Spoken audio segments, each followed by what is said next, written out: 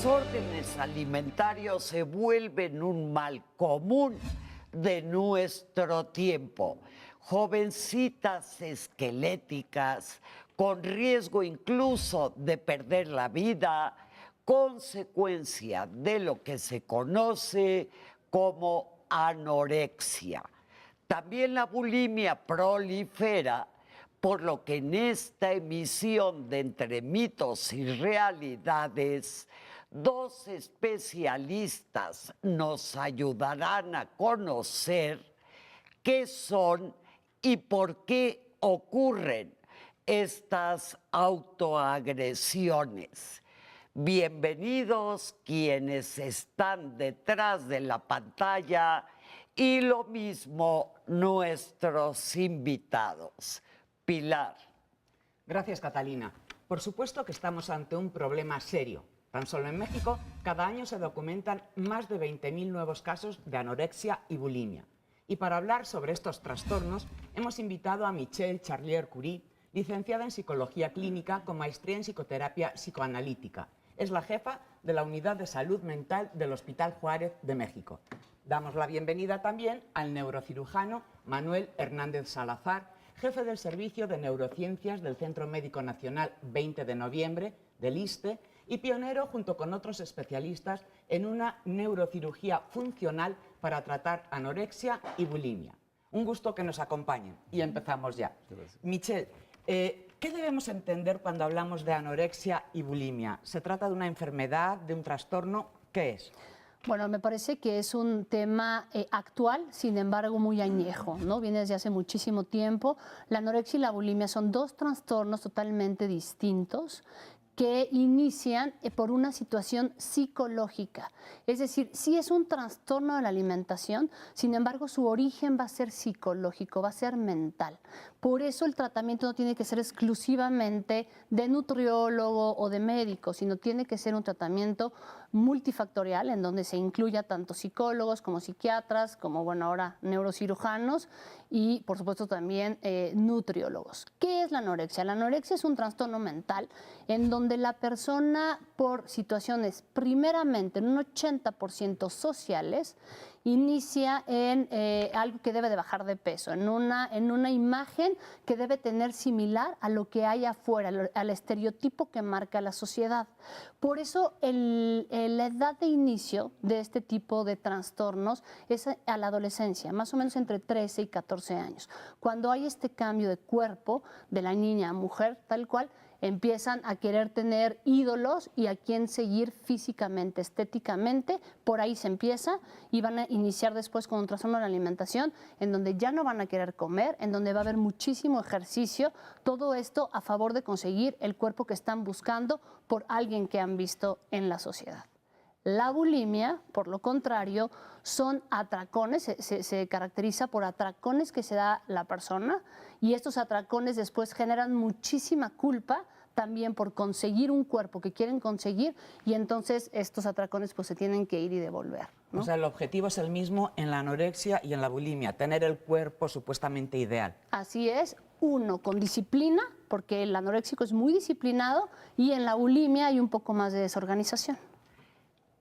Manuel, ¿qué síntomas presentan la anorexia y la bulimia? Bueno, como mencionaba la doctora, efectivamente hay una constelación de síntomas que tienen que ver con la angustia, la culpa y la activación del miedo en los pacientes que tienen esta enfermedad. Habitualmente, aunque hay un predominio muy claro en el grupo femenino, también hay personas cada vez, masculinos, hombres, que cada vez con más frecuencia empiezan a tener este desorden. Aunque en la anorexia se ve, digamos, 9-1 y en la bulimia es más o menos 5-1, en esa proporción. ¿Hombres, mujeres? Hombres, mujeres. Entonces, las mujeres, bueno, serían 9 anoréxicas por por un hombre anoréxico, y en la bulimia serían 5 por uno, ¿no? Y lo que decían acerca de la imagen corporal. Hay una parte muy importante que, bueno, es una herramienta que es consciente de nosotros, de nuestro sistema nervioso, que tiene las percepciones más allá de los sentidos, de nuestros sentidos, y abarcan lo que es el mundo exterior, el mundo físico.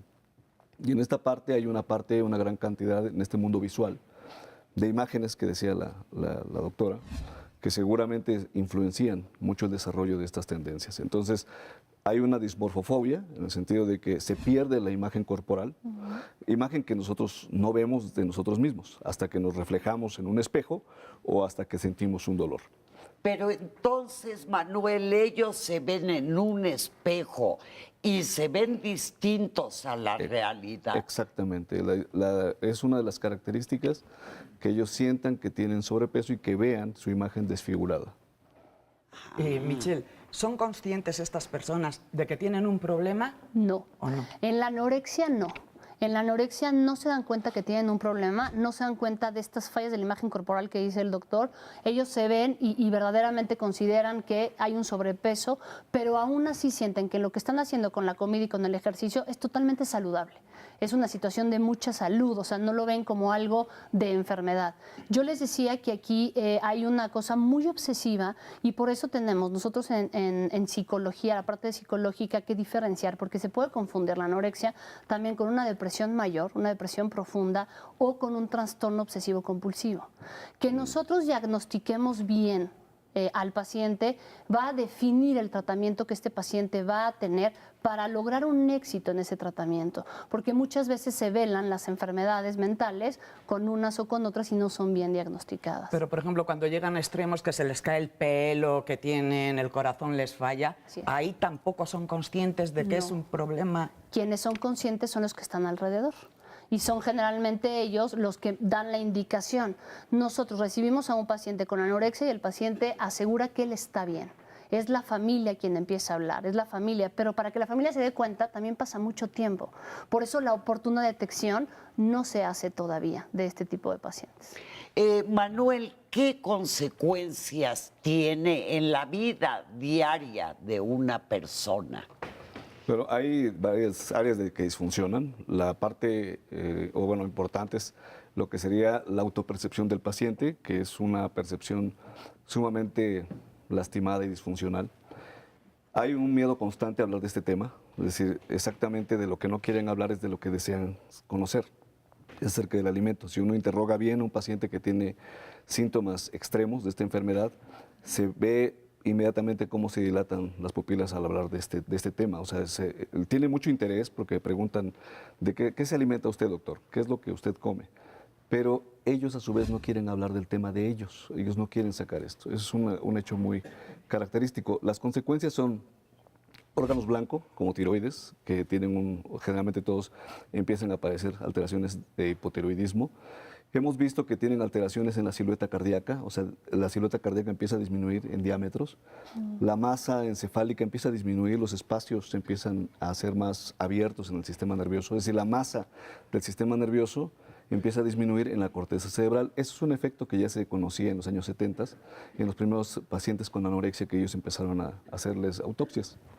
Pero es una cosa muy interesante.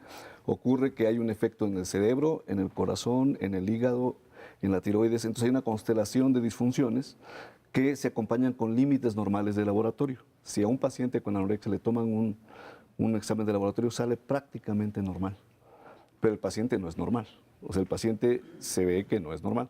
Y cuando uno ve su sufrimiento, o sea, se les pregunta por la vulnerabilidad y sufrimiento, están en escalas muy altas. Hay muchas formas de medirlo. Los psicólogos tienen muchas herramientas para medir esto.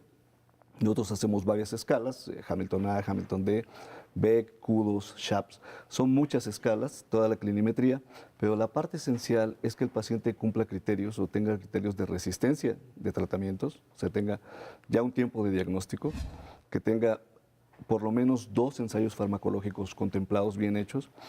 Consideramos resistente cuando han pasado a 4 y no han tenido un resultado. Se han utilizado terapias alternas como terapia electroconvulsiva, psicoterapia, todas las terapias ya conocidas.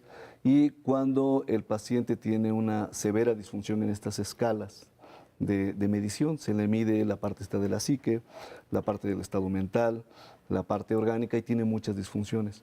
Entonces, esos son los pacientes que potencialmente están en un riesgo grave. ¿Puede llevar a la muerte? Sí, por supuesto. Pero entonces es como una anemia. Sí, es como una anemia que en el laboratorio aparecería como prácticamente normal. Esa es una cosa muy interesante. Ese efecto ocurre en pacientes con desnutrición crónica. Nosotros no los vemos porque eso sería, por ejemplo, en Zimbabue, en lugares en África donde esas personas mueren de hambre. Ahí se han hecho esos estudios. Nosotros tuvimos que irnos a esas referencias, digamos, demográficas y de salud para poder conocer qué efectos causa la inanición. Y hay iones como el ion calcio y el ion fosfato que están relacionados directamente a la muerte. Michelle, tú decías de la importancia del diagnóstico precoz o temprano, pero si ellas, que estamos hablando de que las mujeres son las adolescentes las más propensas, no lo asumen como un problema, ¿cómo la familia o el entorno, o sea, cómo hacer ese diagnóstico temprano? ¿En qué nos tenemos que fijar? Es que es por eso que no hay tanto éxito en primeros o segundos o terceros tratamientos, porque como no hay una conciencia de enfermedad, ¿a qué van? Nosotros sabemos que la herramienta principal para que alguien quiera asistir a un psicólogo es el deseo, y con ese deseo va a haber un cambio. Si el sujeto no lo desea, en el caso de las anoréxicas, ¿cómo va a haber un cambio si ni siquiera hay una conciencia de enfermedad? Entonces, sobre ese punto es cuando no se puede tratar o no se puede trabajar de una forma tan exitosa con el paciente, ¿no? Sin embargo, sí llegan estas adolescentes, pero por otras cosas, por situaciones depresivas, por situaciones en donde no cumplen con los estándares de perfección que pide casa, escuela, etcétera, etcétera, y por eso llegan al consultorio y desde ahí se puede llegar a empezar a detectar algo. Nosotros en psicoterapia lo que hacemos cuando vemos personas menores de edad es mensualmente citar a los padres para ver cómo va la dinámica funcional, porque la dinámica familiar no solo gira en relación al paciente, sino en relación a la dinámica. Y desde ahí se hacen identificaciones que también pueden llevar a trastornos como lo es la anorexia. Es decir, no es raro encontrar que la madre o el padre del anoréxico sufrió también de la misma situación. O sea, se perpetúa de alguna forma por Como aprender comportamientos. Exacto. Pero no es un aprendizaje, porque el aprendizaje se hace por medio de la imitación. Ajá. Es una identificación, que son procesos inconscientes que me llevan a hacer lo que el otro hace, pero de forma inconsciente. O sea, no es que lo quiera hacer porque le admiro eso, que sería la imitación, sino porque hay una identificación con esa persona que me hace repetir esta conducta. Vamos a una brevísima pausa. Regresamos aquí. Quédese quieto porque esto es importantísimo.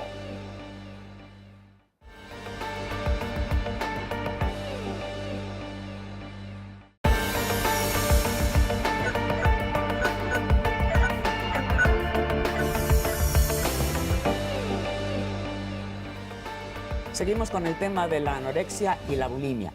Y le quería seguir preguntando a Michelle, ¿es cierto que tienen unas personalidades estereotipadas, digámoslo así, las personas anoréxicas, que son perfeccionistas, buenas estudiantes, o esto es un mito? Es que en realidad no podemos como encasillar una patología por una serie de características de personalidad. Las enfermedades mentales son individuales, es decir, el origen va a depender de la historia de cada quien y cómo es que esto se va pensando en la mente para que desarrolle o no una patología. Esto se ven muchísimos ejemplos, por ejemplo, de gemelos, en donde unos gemelos han crecido en la misma casa y uno tiene una depresión profunda y el otro está perfectamente normal. ¿Qué pasó? Si tuvieron la misma crianza, etcétera. Bueno, hay una situación de personalidad que depende de lo que se ha vivido y del carácter y temperamento con el que nacemos de la persona. Sí, efectivamente, se tiende a ver más en las pacientes anoréxicas una situación de niñas 10, ¿no? De niñas modelos, de niñas con un perfeccionismo importante, que sacan puras buenas calificaciones, que son las consentidas en casa. Se tiende a ver más, pero no se puede generalizar que exclusivamente a estas pacientes anoréxicas vayan a tener esos antecedentes, ¿no? ¿Y eso se ve también en las bulímicas o no? Sí, se ven características, pero diferentes. Las bulímicas, en realidad, hay una mayor desorganización, no hay una disciplina, no hay como algo compulsivo. Por eso el bulímico lo que busca es el atracón para que en ese momento sea satisfecha la necesidad, la ansiedad que tiene por un cambio en un atracón. O sea, no tolero mi ansiedad y entonces mejor me doy un atracón para no sentirla. Eso se llama paso al acto. paso al acto para no sentir la emoción. Y por eso tiene que ver más con una situación un poco más desorganizada. Después se genera una culpa tremenda con la que no puedo y es cuando voy y tengo que sacar todo eso de lo que me atraqué. Pero, Manuel, la bulimia no lleva riesgos tan graves como la anorexia, ¿no? Digamos, riesgos físicos. Bueno, es claro que el nivel de desenlace de la anorexia claramente es la muerte cuando la enfermedad es progresiva. En el caso de de los pacientes con bulimia, lo que se tiene es una compensación de peso. Pareciera, de hecho, físicamente pareciera que no hay una enfermedad identificable fácilmente. El sufrimiento que tienen estos pacientes es realmente, como dice la doctora, el aspecto más importante. Y sí, en términos de letalidad, como causa de muerte, sí sería mucho más alto en la anorexia que en la bulimia. Michelle, ¿se puede curar o qué tratamientos hay para tratar de abordar estos problemas? Sí, hay que trabajar muy, muy duro porque puede ocurrir una muerte física, ¿no? Pero también puede ocurrir una muerte psíquica. Es decir, que al no conseguir esta imagen que ellas desean, que ellas buscan, entonces acuden a la última esperanza, que es el suicidio. En realidad, si no va a haber una muerte por las implementaciones físicas que esto conlleva, lo pueden llevar a cabo por medio del suicidio. Es muy, muy peligrosa. También se puede llegar a la muerte desde ahí. Entonces, sí se puede, pues, pero necesitamos trabajar de forma multidisciplinar, como se los decía, con varios especialistas que estén todo el tiempo comprometidos con esta paciente. Son pacientes que no se les puede abandonar, son pacientes que hay que encuadrarlas en una forma bastante rigurosa y con quienes hay que estar trabajando no solo con el paciente, sino también con la familia. Deben asistir también a terapias familiares. ¿Hay muchas recaídas? Hay muchísimas recaídas por esta no conciencia de enfermedad. Cuesta mucho trabajo concientizar que realmente hay un problema. Y generalmente cuando caen en conciencia es cuando están hospitalizadas. O sea, cuando ya hay una consecuencia física que las tiene en una cama de hospitalización, ya diciendo, pues sí, algo sí está pasando conmigo, ¿no? Lo que tratamos de buscar es que no lleguemos ahí, que haya una concientización sobre los trastornos de la alimentación generados por una situación psicológica desde muchísimo tiempo antes, ¿no? Eso se llama psicoeducación. Manuel, pero ustedes tienen actualmente una técnica de cirugía especializada en esto. Sí, en el año 2011 hubo un reconocimiento del Senado de la República, una institución pública, por este hecho.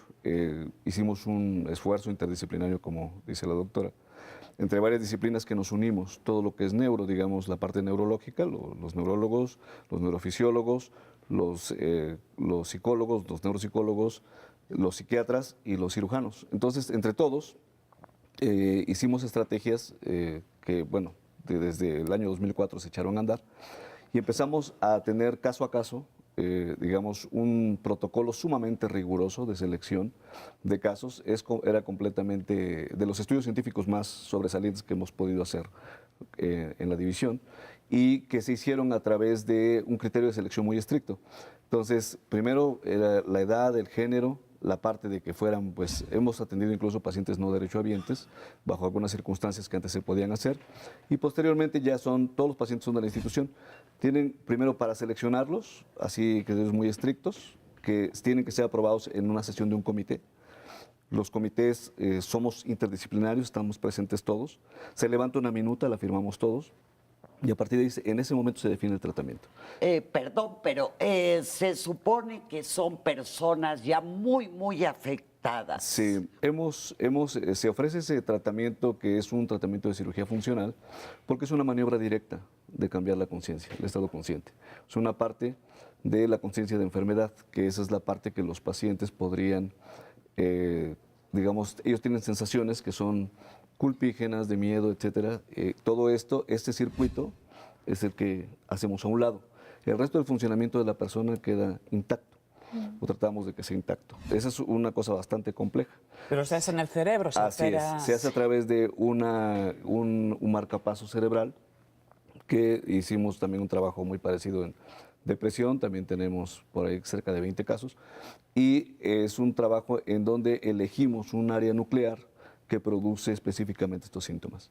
Y entonces con esos síntomas se detienen en la parte que, bueno, que nos dicen los psiquiatras y los psicólogos que se detengan. Pero no te quedas como momia, ya no siento, ya no afecta el aspecto emocional de una persona. La parte negativa tiene que ser cambiada. La parte, digamos, los síntomas o la intensidad de ellos, a través del volumen del estimulador, se pueden subir o bajar.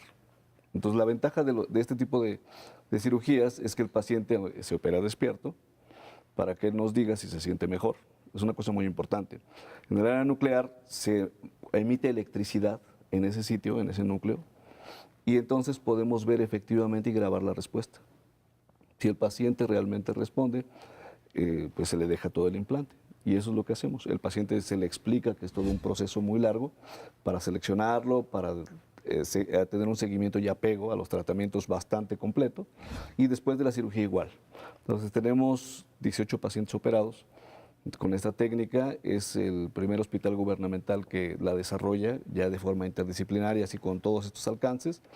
Y bueno, pues inicialmente nos comparábamos con resultados que había en Bélgica, en la Universidad de Brown, en los Estados Unidos. Y ahorita, bueno, pues hay otros países que lo han estado desarrollando. Y en el año 2009 en Boston, bueno, yo llevé el trabajo, recibimos unas buenas observaciones, pero obviamente fue el aliciente, o sea, decirnos que es una buena medida. Manuel, ¿alguno de estos 18 pacientes se han tenido que volver a operar por segunda vez? Habitualmente los operábamos 2 veces. O sea, ya de común. De entrada les decíamos que eran 2 cirugías. Hasta el año 2011 que modificamos un poco la longitud y el diámetro de estimulación, ahora ya se operan en una sola cirugía. Pero ¿qué riesgos conlleva, Manuel?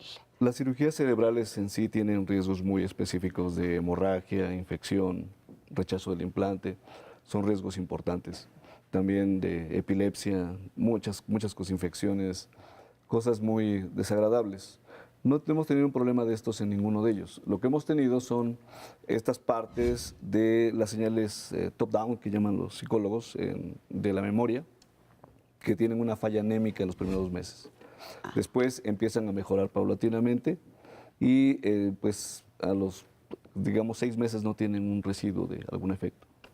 Michelle, para no llegar a estos extremos, y si bien es cierto que dices que si la paciente no quiere es dificilísimo, pero danos alguna esperanza para los que tenemos gente alrededor. ¿Qué hacemos? Primero, ¿en qué síntomas nos tenemos que fijar? Porque dicen que son mentirosas, se ponen muchos suéteres para engañar con el peso. Sí. ¿Cómo los convencemos de ir o qué hacemos?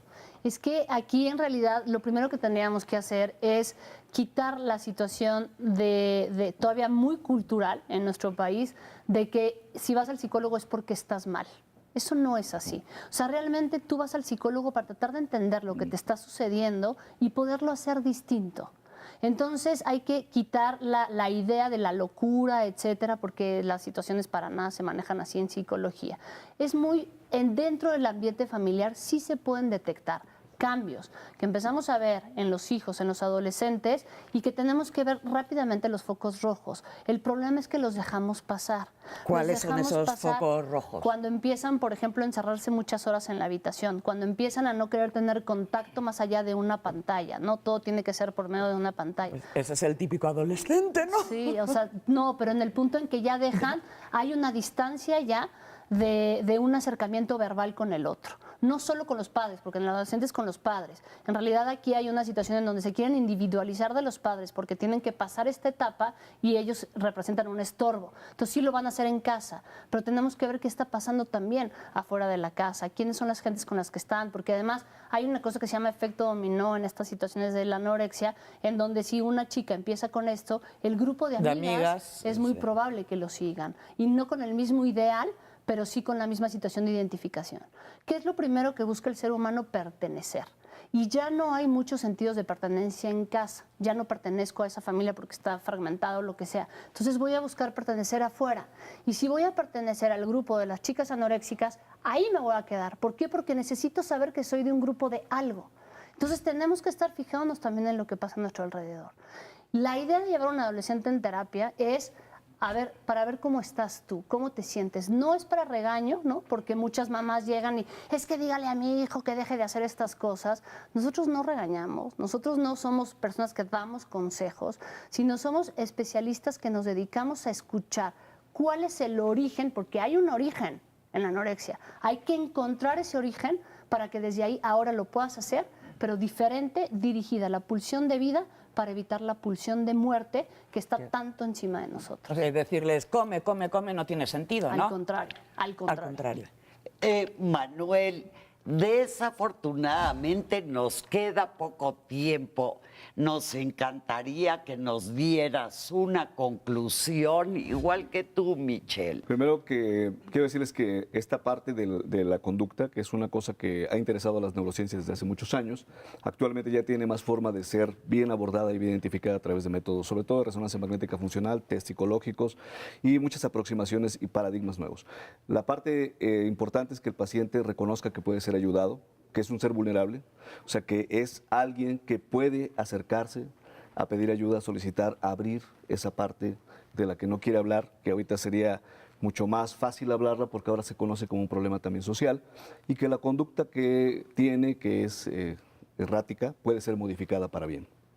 Gracias, Manuel. Michelle. Yo lo que diría es que tenemos que empezar a enfrentarnos a nosotros mismos, a saber qué sentimos, por qué estamos sintiendo las cosas y que así como si hay una fractura en una pierna tienes que ir al médico, cuando hay una fractura emocional tienes que ir al psicólogo. O sea, verdaderamente se pueden tratar las cosas, puedes mejorar tu calidad de vida y sobre todo puedes aspirar a algo distinto que no sea en base a una enfermedad. Gracias. Pues la vida actual conlleva cada día un mayor número de retos. Solo informándonos podremos superarlos. Así que espero que este programa les haya sido de ayuda y utilidad. Por su atención, mil gracias, al igual que a nuestros expertos. Y aquí los esperamos la próxima emisión de Entre Mitos y Realidades con otro tema de gran importancia.